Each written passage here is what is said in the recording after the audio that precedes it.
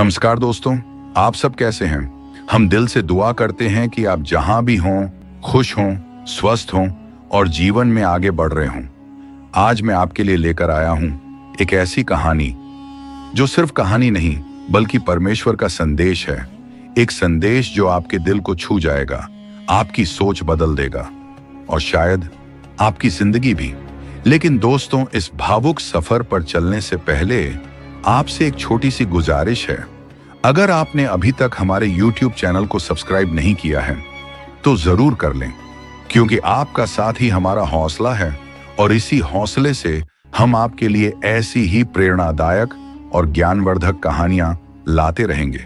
तो आइए अपनी आंखों में सपने और होठों पर मुस्कान लेकर चलते हैं उस अद्भुत यात्रा पर, जहां शब्द नहीं भावनाएं बोलती हैं और कहानी शुरू होती है।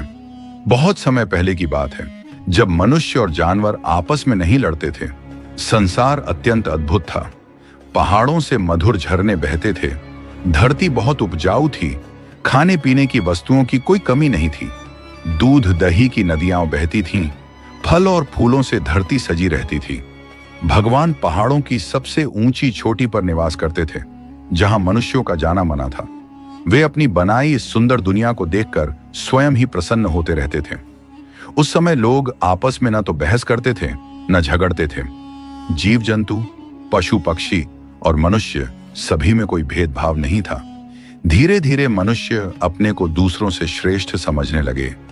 लोग आपस में लड़ने झगड़ने लगे। जब भी दो जाति के लोग मिलते तो यह सोचने लगते कि किसकी जाति अधिक उत्तम है। अपने अपने गांव में भी लोग जब इकट्ठे बैठते तो यही बातें करते। किसी की गाय काली है, किसी की भूरी, किसी की सफेद। और एक बार तो यह सोचते सोचते रात से सुबह हो गई कि आखिर यह गाय किस जाति की लगती है। मनुष्य हर बात का उत्तर भगवान से चाहता था। चूंकि वह स्वयं भगवान के पास नहीं जा सकता था, इसलिए वह किसी न किसी जानवर को अपने प्रश्नों सहित भगवान के पास भेजता। जानवर मनुष्यों के झगड़ालू स्वभाव से डरकर चुपचाप उनका आदेश मानते थे, परंतु यात्रा के दौरान उन्हें अनेक कठिनाइयों का सामना करना पड़ता।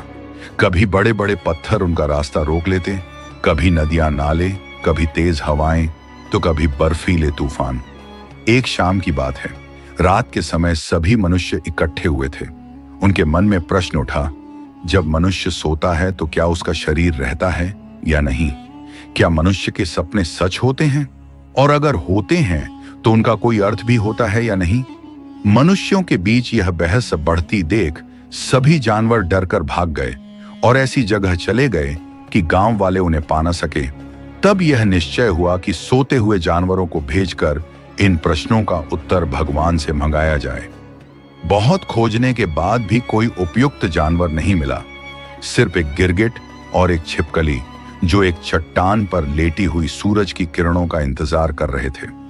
जब मनुष्यों को और कोई न मिला तो मजबूरी में उन्होंने गिरगिट और छिपकली को भगवान के पास भेजने का निर्णय किया। दोनों अपनी यात्रा पर प्रसन्न मन से चल पड़े। शुरू शुरू में उनके पास एक दूसरे से कहने के लिए बहुत सी प्यारी प्यारी बातें थीं और उन्हें यात्रा बड़ी अच्छी लगी। लेकिन जैसे जैसे दिन ढलने लगा और रात का अंधेरा चारों ओर फैलने लगा, वैसे वैसे यात्रा में कठिनाइयां आने लगी। डर भी लगने लगा। अंधेरे में वे बार बार अपना रास्ता भूल जाते थे। आखिरकार रात के अंतिम पहर में वे दोनों भगवान के पास पहुंच ही गए। भगवान ने जब गिरगिट और छिपकली को अपने पास आते देखा तो उन्होंने उनके आने का कारण पूछा। दोनों ने मनुष्यों के प्रश्न बताए। यह सुनकर भगवान बहुत नाराज हुए। उनकी आंखों से जैसे अंगारे बरसने लगे और उनकी गूंजदार आवाज पहाड़ों में गूंज उठी। भगवान बोले, मनुष्य इतना पाकर भी कभी संतुष्ट नहीं होता। बिना किसी कारण के झगड़े करता है, बहस करता है और बार बार मुझे परेशान करता है। अब कोई ऐसा उपाय करना होगा कि तुम्हें लोग बार बार भागकर मेरे पास ना आना पड़े। तब गिरगिट और छिपकली ने कहा, भगवान, हम ही नहीं, सभी जीव जंतु और पशु पक्षी भी मनुष्य के स्वभाव से दुखी हैं। कई बार हम घंटों कहीं ना कहीं छिपकर पड़े रहते हैं ताकि उनसे बच सकें। भगवान ने विचार किया और बोले, आज से पक्षियों का भी मेरे यहां आना बंद किया जाता है।